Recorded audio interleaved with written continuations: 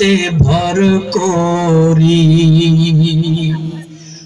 আমার আশা আছে সম্বল নাই, আশা আছে সম্বল নাই, করি কি উপায়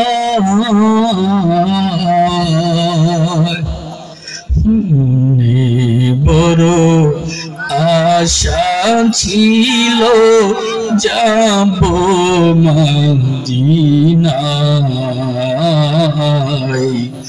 মনে বড় যাব মদিনায়। মদিনা যাইতে মনে চায়? কার কাছে হাত তুলে আল্লাহু আকবার, ইয়া রাসূলুল্লাহ। ঘরে ঘরে যাবে। মদিনার নাম শুনলে ভালো লাগে না? ভালো লাগেনি? দেখবেন যখন মেসি খেলে, মেসি চিনেন? যুবক কত ভালো চেনার কথা। যখন মেসি খেলে, আচ্ছা মেসি যে খেলে, মেসি কি বাংলাদেশে খেলে না ইউরোপে খেলে? ইউরোপ। ইউরোপ কি কাছে না দূরে? দূরে, লক্ষ লক্ষ মাইল দূরে। যখন মেসি খেলে, মেসির পায়ে থাকে বল, এখনো গোল দেয় না। মেসি যখন বলটা নিয়ে ঘুরায়, আর একটি যুবক, এই গ্রামের নাম কি? কদমতলী। কদমতলী গ্রামে এক যুবক ঘরে বসে খেলা দেখে, বিশ্বকাপ, ওয়ার্ল্ড কাপ। মেসি বল নিয়ে ঘুরায়, যখন গোলকির কাছে যায়, যখন লাঠিটা মারে, গোল হয় নাই। এই কদমতলী গ্রামের এক যুবক ওই খেলা দেখে, লক্ষ লক্ষ মাইল দূর থেকে টিভিতে খেলা দেখে গোল করে চিৎকার মারে। আসে না? আসেনি? আসেনি? পাশে যুবক খেলা দেখে, পাশে বৃদ্ধ দাদা নানা লাভ মেরে উঠে, নানা নাতি কি হইলো, ভূমিকম্প নাকি? আমি জানতে চাই, যদি যুবক খেলা দেখে লক্ষ লক্ষ মাইল দূর থেকে, যদি ওই মেসির খেলা দেখে যদি শরীরের মধ্যে গরম আসতে পারে, শরীরের মধ্যে তাওয়াজ্জু আসতে পারে, লাভ মারতে পারে এক হাত উপরে, তাহলে যে উম্মত মদিনার নাম শুনলে শরীর গরম হইতে পারে কি পারে না? বলে পারে না? যার শরীর গরম হবে না, তার ইমানের ঘাটতি আছে। আর যার নবীর নাম শুনলে ভালো লাগবে, মনটা আনন্দে ভরে যাবে, তার ইমান আছে। ঠিক কিনা? ঠিক কিনা? আজকে দেখবো কদমতলী গ্রামের মানুষের ইমান কতটুকু। কি আপনারা আসেন তো? আসেন তো? আপনারা বললে আমি চালাইবো, নাইলে পালাইবো। এখন চালাইবার পক্ষে না পালাইবার পক্ষে? যুবকরা মাহফিল কর, যুবকরা মডেল মডেল, এরকম দৃষ্টান্ত আমি এর আগে কখন দেখি নাই। শিশুকাল থেকে তারা মাহফিল করে। দেখেন বর্তমান যুবকরা ফিতনায় মেতে আছে।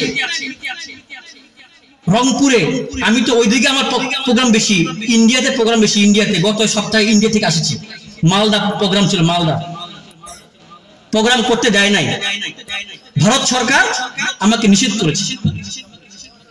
প্রোগ্রাম নেওয়ার এক মাস আগে আমাকে বলেছে আসতে পারবে, ওয়াজ করতে পারবে। তো কমিটি পারমিশন নিয়েছে। যখন ওয়াজ করব, আমি উপস্থিত মাহফিলে।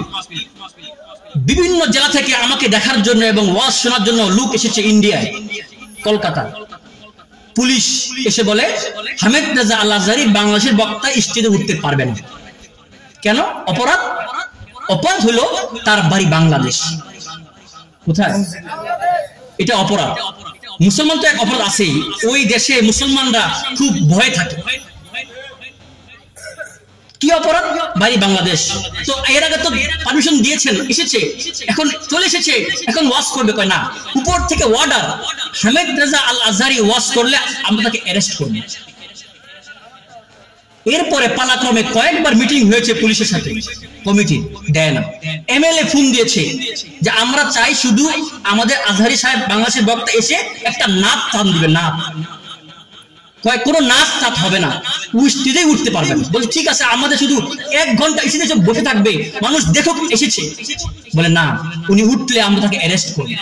দেখেন ইসলাম কোন পর্যায়ে গিয়ে কি সংকীর্ণ হয়ে গেছে ইন্ডিয়াতে। আমাদের ইন্ডিয়ার সাথে কোনো শত্রুতা নাই, তারা আমাদের সাথে শত্রুতা করছে। ঠিক কিনা বলেন? আমি বলতে চাই, ভারত সরকারকে তোমাদের দেশ অনেক বড়, তোমাদের অনেক শক্তি আমরা মানি, কিন্তু আমাদের একটা শক্তি আছে যে শক্তি তোমাদের নাই, সেটা হচ্ছে আমাদের ঈমানের শক্তি। বলেন ঠিক কিনা? যুদ্ধ লাগলে পারবেন না? গাজওয়াতুল হিন্দের আবাস আসছে। যুবক, আমাদের ইমানি মুসলমানদের ইমান যে পাওয়া, ওদের 100টা সৈন্য আর আমাদের একজন যথেষ্ট। কি ঠিক কিনা বলেন? ভারতকে আর ছাড় দেওয়ার সময় নাই। এই ইন্ডিয়ার মিডিয়া গুলো পাগল হয়ে গেছে। আমাদের তো এখন স্বাধীনতার আমাদেরকে ভুল ব্যাখ্যা দিত। ইন্ডিয়া আমাদেরকে হেল্প করেছে, সাহায্য করেছে, যুদ্ধের মধ্যে কেন করেছে এটা আমরা জানি না। তাদের নিজের অস্তিত্ব রক্ষার জন্য আমাদের সাহায্য করেছে। কেন আমি বলি, একটু সময় দিবেন? মনে করেন এইটা এইটা এটা হচ্ছে বাংলাদেশ। এটা কি আগে ছিল পুরো পাকিস্তান, পাকিস্তানের অংশ ছিল। এইদিকে ইন্ডিয়া, খেয়াল করেন, এইদিকে কি ইন্ডিয়া, এইদিকে ইন্ডিয়ার 7টা রাজ্য, 7 সিস্টার বলে, 7 সিস্টার। এইদিকে ইন্ডিয়ার মূল খণ্ড, মূল। তো এই ইন্ডিয়া, সবাই চুপ, সাইলেন্ট। কথা বললে তো ওয়াচ করা যাবে না। আমাকে কথা বলার পরিবেশ দেন, ইনশাল্লাহ কিছু নিয়ে যেতে পারবেন। খেয়াল করেন, এই ইতিহাস আপনারা জানেন না, আমাদেরকে বইয়ে পড়াই নাই। আমাদের সারা জীবন শুধু ইন্ডিয়ার গোলামি কেমনে করা লাগে এই শিক্ষা দিয়েছে। খেয়াল করেন, এখন এইদিকে ইন্ডিয়ার মূল ভূখণ্ড, আর এই যে এদিক দিয়ে 7টা ইন্ডিয়ার রাজ্য। বর্তমান তারা চায় না, ইন্ডিয়ার সঙ্গে থাকতে চায় না। অলরেডি মণিপুরে বিক্ষোভ শুরু হয়ে গেছে, আসামে বিক্ষোভ শুরু হয়ে, তারা চায় না ইন্ডিয়ার গোলামি করতে। এই ইন্ডিয়া থেকে এই ইন্ডিয়া আসতে এই বাংলাদেশের উপর দিয়ে এই দিক দিয়ে একটা চিকন, এটা একটা নেক আছে, নেক, চিকেন নেক, ওই লালমনিরহাট দিয়ে আসে, ঘুরে আসতে হয়। তো ওরা এইভাবে ঘুরে আসে। এটা যখন ছিল পাকিস্তান আগে, আর পাকিস্তানের মূল ছিল এইদিকে, ইন্ডিয়ার এদিকে। তো পাকিস্তান এভাবে ঘুরে আসতো, আর ইন্ডিয়ার এদিকে আরেক ইন্ডিয়ার 7টা রাজ্য। এখন যদি এটা যদি পাকিস্তান হয়ে যাইতো, তাহলে এই পাকিস্তান দুটো মিলে এই ইন্ডিয়াকে চাপ দিত। চাপ দিলে ইন্ডিয়ার থাকতো না অস্তিত্ব। এই নিজের অস্তিত্ব রক্ষার জন্য, মূলত নিজেদের দেশ রক্ষার জন্য মূলত তারা চাই নাই এই বাংলাদেশে পাকিস্তান হোক।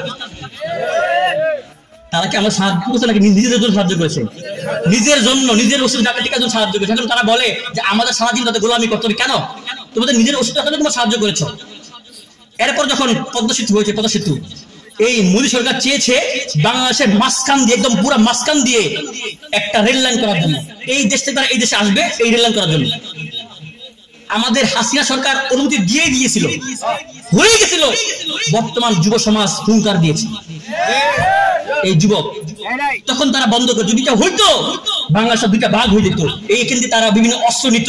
তখন বলতো যে আমাদের এখানে আসা যাওয়ার সমস্যা, আমাদের এখানে ঘাঁটি করেন। ঘাঁটি করার পরে বলতো আমাদের এখানে থাকার ব্যবস্থা করে দেন। তারা আমাদের পুরো দেশটা খেয়ে ফেলতো। এটা হচ্ছে মূল কথা। এখন যখন এটা দেয় নাই, এবং ইউনিট সরকার, ধন্যবাদ জানাই, ইনি এই লালমনিরহাটে একটা সামরিক বাহিনী করতেছে। কেন? যাতে ইন্ডিয়া ভয় পায়। এই জন্য তাদের গা জ্বলতেছে। তারা এই জন্য দেখবেন না যে ভিডিও দেখবেন মলম বিক্রেতা, ময়ূর থেকে শুরু করে অনেক সাংবাদিক ইউনিট সরকারকে ধুয়ে ফেলতেছে, কারণ তাদের সমস্যা। যদি যুদ্ধ লাগে আমরা নিশ্চিত আমরা দিল্লি দখল করবো। ঠিক কিনা বলেন? ইনশাআল্লাহ। তো যেটা বলছিলাম, মদিনা দেখতে মনে চায়?